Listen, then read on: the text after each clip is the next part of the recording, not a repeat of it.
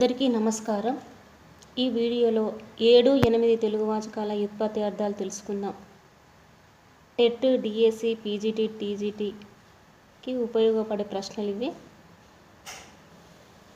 ముందుగా వ్యుత్పత్తి అంటే తెలుసుకున్నాము.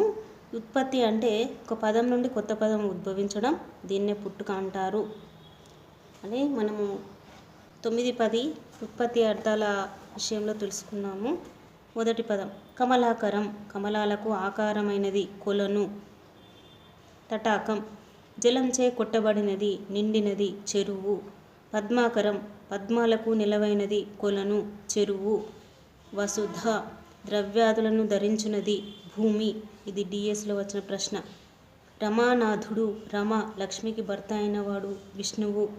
పయోనిధి, నీటికి నిధి వంటిది, సముద్రం. ఎన్నో తరగతి వ్యుత్పత్తి అర్థాలు. అంధకారము, లోకులను అందులుగా చేయునది, చీకటి. కామారి, మన్మధుని శత్రువు శివుడు.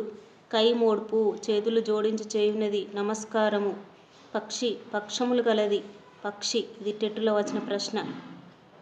పక్షి, పక్షములు గలది, పక్షి.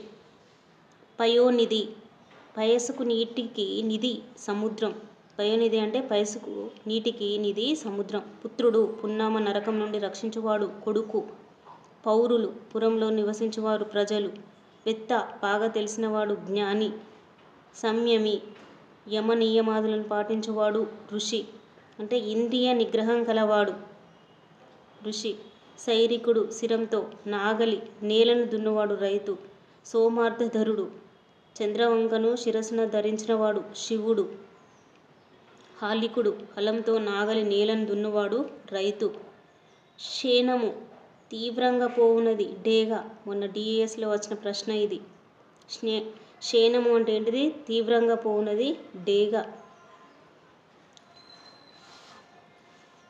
ఓకే అండి. ఈ ఛానల్ చూసిన ప్రతి ఒక్కరు లైక్ చేయండి, షేర్ చేయండి, సబ్స్క్రైబ్ చేయండి. అందరికీ ధన్యవాదాలు.